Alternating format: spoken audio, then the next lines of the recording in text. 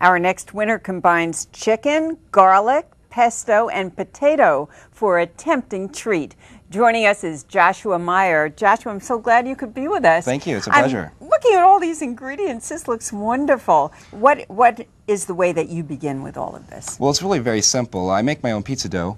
It starts in a ball, which I press the air out of very simply like this, right, and get directly to it being kind of spread out. I work it out and back, just spreading it back and forth and turning it over a few times. And then comes out ends up looking like this. Well, this actually is after another process, which is under as a pre-fired situation here, spreading olive oil and garlic and putting it into the oven for a couple of minutes just to get it kind of hard on the bottom, hard on the top. It makes a nicer consistency. About 350, 400 for a couple of minutes. All right. Do you use a tile? I do use a pizza stone, which gives a nicer texture and a nicer flavor, I think. Then what happens after it comes out looking like that? Well, I spread the pesto onto the pizza crust. Can we start that? Yeah. Okay. Instead of a tomato sauce, I like pesto. Lather it on heavily? Healthy. And what is in the pesto? It is very simply just garlic, olive oil, Parmesan cheese, and fresh basil. Oh, that looks I leave out the pine nuts, which is real common.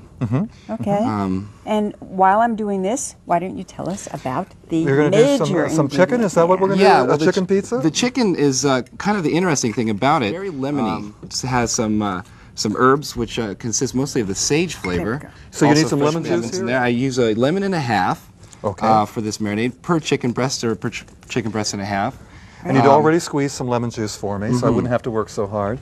So I pour the lemon juice over, is that what I do? Well, let's put this right into the marinade. What I've also done here is I've added some sugar, salt, pepper, also some chicken or fish barbecued seasoning. Oh, great. You can get that at any supermarket in the herb That's an interesting section. little twist, make it a little more body. Yeah, it has some exciting things in it. You can read it on there. If you add the lemon juice to there, adding some minced garlic, just about half a teaspoonful there. Half a teaspoon? You want to be the authority on garlic. Yeah, there we go. Yeah, maybe a little bit more. Okay. Just because I love Never garlic. be too much garlic. I love garlic. Okay. And then we take some sage, which is one of my favorites. And we just sort of sprinkle it in there, coursing it through the fingers.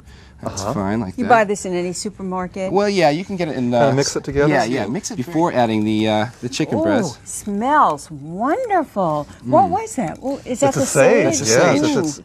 We should have smell-o-rama television. Oh, that's you know. great. Okay, now over the chicken breast? Let's add the chicken breast into this container because I like the tighter container like this, okay? Right.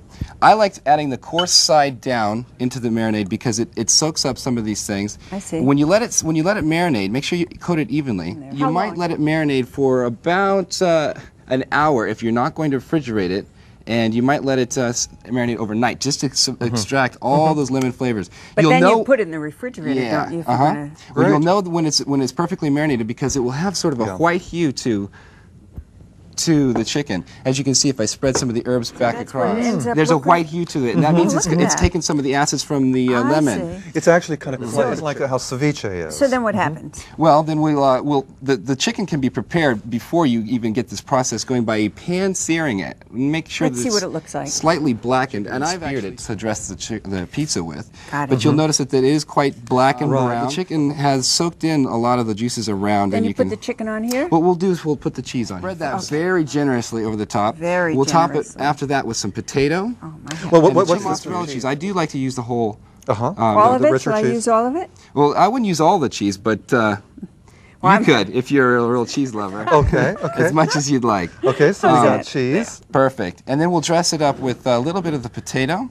Okay, and these are roasted potatoes, correct? These are done breakfast style, as your preference. I like to saute them in butter. But they have to be cooked. Yes, very. I start with raw potatoes, red potatoes, and I saute them in butter for the flavor, adding salt and pepper and garlic and whatever. You could use leftover potatoes. You could use leftover potatoes. In fact, that's in a sense what these might be, even though I prepared them for this pizza. Next ingredient, sir? I like to arrange the chicken and sort of when we slice the pizza, you like to have a nice piece of chicken on that particular slice of pizza. There's even a sort of rhythm to the way you're putting it on the pizza. But you practiced this. You said that you had created this especially for this contest? When I knew that there was going to be a contest, I sat down and thought about my favorite pizza, what everybody else would like that I've made, which I do make a lot of. Pesto is one of my favorite pizzas to work with. So what are you putting on there? Oh, that's just a little bit of shredded Parmesan cheese, just to glue it down, and then I like to add a little bit more of the mozzarella. Just Does to it really glue it down? In a sense, I just use that as a term. Oh, okay. Really. That's a great term.